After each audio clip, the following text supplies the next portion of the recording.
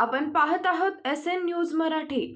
Like करा, share करा, subscribe करा व रहा आमच्या सोबत अपडेट।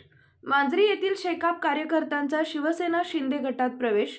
आमदार शहाजीबापू पाटील यांच्या कार्यपद्धती व विकास कामावरती विश्वास ठेवून मांजरी येथील रामोशी समाज व मागासवर्गीय समाजातील शेकापच्या असंख्य कार्यकर्त्यांनी शिवसेना शिंदे गटामध्ये प्रवेश केला। गेल्या 5 वर्षात आमदार शहाजीबापू पाटील यांनी विधानसभा मतदारसंघात विकास कामांचा धडाका लावलाय।